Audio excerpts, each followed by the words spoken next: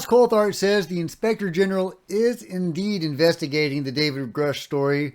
Leslie Kean is talking about ghost dimensions and a whole bunch more. It's time for another UFO News Roundup. So get in here. This is Jack with Cosmic Road. I talk about UFOs and the paranormal. Please hit like, please subscribe, please share on social media, and let me know what you guys think in the comments below. And if you wanted to support Cosmic Road in a bigger way, please consider becoming a channel member. See the first link in the description below. Okay, let's just get right to it. Ross, tell us all about the IG and how he is actually inspecting the David Grusch story, even though in his letter to Tim Burchett and the others, he did not mention inspection or investigation at all.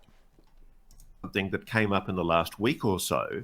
Thomas Monheim, the Inspector General of the intelligence community, he put out a statement to Tim Burchett that Tim, the representative for Tennessee, went ballistic over, quite rightly too. It appeared to be suggesting that the Inspector General was pouring cold water on the issue of whether or not he was investigating the complaints, the allegations of David Grusch. And he specifically said that he wasn't doing an inspection and hadn't done an inspection, evaluation or review. And I can categorically state that this is wordplay. Absolute wordplay. The Inspector General of the intelligence community has been, and my understanding is still, investigating. The word is investigation. He is still investigating the complaints of David Grusch, and I've been in touch with people who have heard from the Inspector General staff in the last week or two telling me that they have received voicemails, emails, messages from those people continuing to do their investigations. So these investigations are ongoing. So I think there's a high degree of wordplay right now. There's wordplay. Well, that is something that had been speculated about, but we hadn't had any confirmation that the IG was actually investigating David Grusch's case. He certainly didn't mention it in his letter and was leading us to believe that he wasn't doing it. But secretly, he was actually doing it according to Ross's sources. And they appear to be people that would know, people that are actually on the inside, looking in, actually dealing with this stuff. So according to those guys, the Inspector General is indeed investigating. What will he do with that information? Will he share it with us? I mean, he's already been kind of lying about it. So will he actually share it? Will he pony up? I guess we'll find out. Let me know what you guys think. Meanwhile, from the Daily Star, Leslie Kean is talking about ghost dimensions. Intriguing.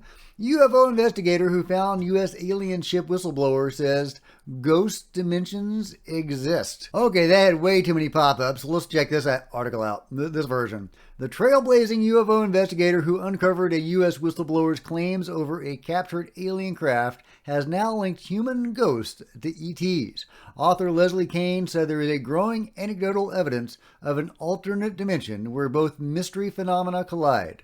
Leslie told podcaster Chris Lato she is increasingly sure there is a connection between the supernatural, near-death experiences, and unexplained sightings. Welcome to my world, Leslie. Welcome to my world.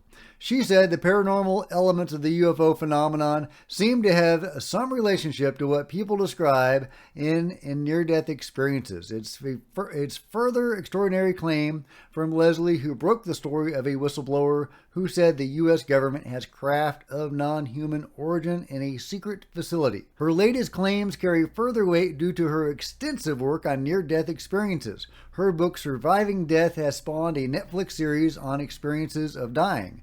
Leslie adds there's a paranormal, mysterious, and complicated side of UFO reports that may be connected to ghosts and the supernatural. And of course there is, and I reported on that numerous times, my own primary UFO contact was extremely supernatural, even spiritual. An amazing encounter. Go to my playlist under my experiences and look at my Jesus Ayahuasca UFO. No, I wasn't on ayahuasca when I saw the UFO, but an ayahuasca ceremony directly led to me seeing the UFO a month later. To understand the context, check out that video. But it was a fascinating encounter that may have even been spiritual. or at least consciousness-based. Very, very fascinating. But far before that happened for me, my research had led me to the confluence of the metaphysical and the UFO. I was an atheist all my life until I began studying UFOs in 2017. Non-believer in UFOs as well. And until Lou came out, and the rest is history. But because I don't have a day job and I have an obsessive personality, I was able to devote all my time in investigating UFOs, and that's precisely what I did. And because there is such a huge confluence between the metaphysical and the otherworldly, we could say, it was not long before I came across the metaphysical in my studies. And at first I ignored it. I didn't fit in with my belief system. I totally ignored it, dismissed it, but it kept on coming up and up and up. And it all led back to Skinwalker Ranch, because that's where, ATIP and OSAP got started. We wouldn't be in this current era of UFO disclosure without Skinwalker Ranch. And there's all sorts of paranormal stuff tied up with the UFO elements of Skinwalker Ranch. And then I investigated further and further and further. And I got to the point where, I learned from the Edgar Mitchell Foundation that 30% of all alien abductees are near-death experiencers. People who have died, their hearts are stopped, their brains are dead, they've been to the other side, had fantastic experiences. Some of them just kind of hang around the hospital or go somewhere else on this plane. But many of them cross over and then come back. Well, 30% of all alien abductees are composed of that category. And of course, there are numerous, countless other paranormal experiences associated with UFOs. That's a huge part of it. It's all baked in together. The UFO phenomenon isn't even separate from the other stuff. It's all baked in together. I think of the UFO phenomenon as a subset of a much larger phenomenon that I call the greater phenomenon. And I'm glad to see mainstream journalists getting on board with this. Gary Dolan, mainstream scientist, says that once you begin studying UFOs, the woo-woo is right around the corner. And he's not kidding or saying that dismissively.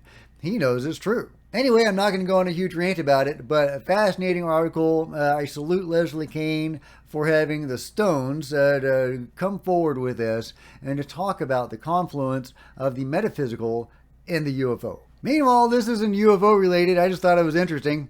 First full tectonic plate reconstruction of the last billion years, spanning nearly a quarter of the Earth's existence. Check that out. That may be what the tectonic plates look like when they were moving.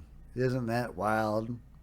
Just thought I'd share that with you. Meanwhile, in Jimmy Church, James Fox is talking about UFOs and where the data is. Let's find out. What do you think that big step would have to be? Well, so I've been particularly going after the classified high-resolution photographic overhead, like satellite data, all the imageries that we have in our possession, according to all the people that I've met with that have been part of the U.A.P. task force. Where is it? Who has the authority to release it? That's the evidence, and the fact that NASA's conducting an investigation into the phenomenon and they're not doing it with classified information is setting themselves up to fail. So I'm trying, in as much as I can, to highlight witness after witness after witness after witness after witness. Where is this stuff, and who has the authority to release it? Those are the images. And people say, well, you have to get your hands on one. Of course, I'd like to get my hands on one, but we need to know they exist first and where to even find them. And so what I've been doing is I have, and I could reveal this right now, I have people contacting me that know where they are anonymously, right? And then I provide that information to Senate Intel. So I've been sending that information. Well, you should go look over here. Oh, great. This is very helpful, because they don't know where to look on the inside. And their hands are tied. So I've been having these Intel people send me this information, and then I forward that information to them.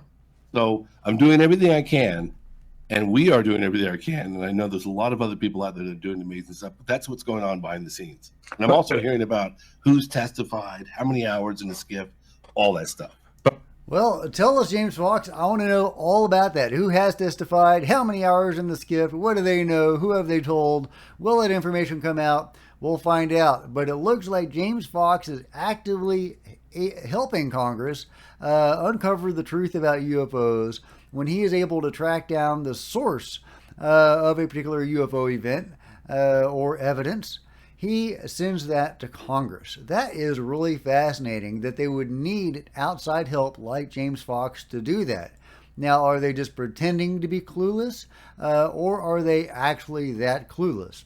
I don't know, guys. Let me know what you guys think in the comments below. Meanwhile, Richard Dolan on his most recent show is talking about various incidents, various UFO incidents, and Mike Colangelo was nice enough to write out one.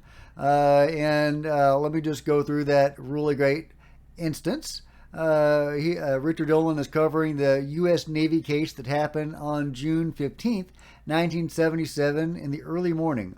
Bright red-orange circular object dropped from the sky and approached the ship.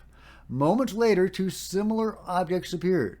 Suddenly, the ship lost all power, including engines, radar, and sonar. Ship was at a standstill for 20 minutes. The three objects performed astonishing maneuvers and then formed a triangle over the ship. What? Chaos on the bridge. Yeah, I bet. Officers in a state of panic. The three objects formed into one orange circle. The ship regained full power and system reboot. Later that night, the ship encountered a surface contact.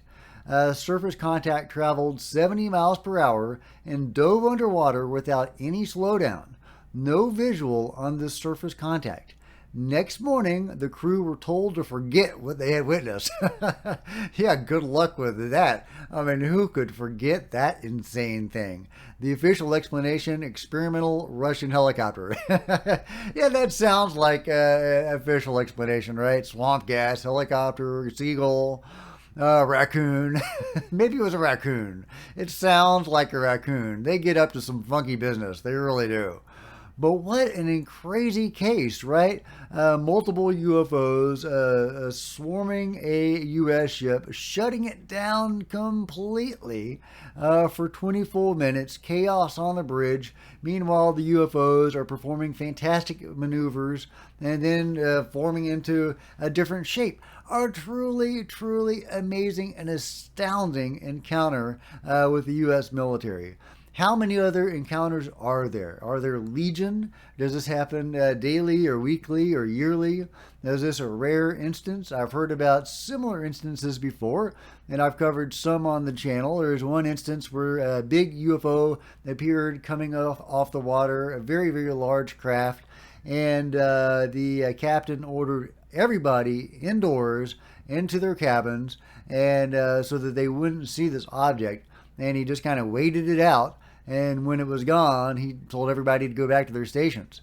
And this, if that is a true encounter, and it seems to be, then that indicates a high level of knowledge on the part of the military, or at least of the higher ups. And anyway, it's just crazy. We have fantastic displays performed by some UFOs.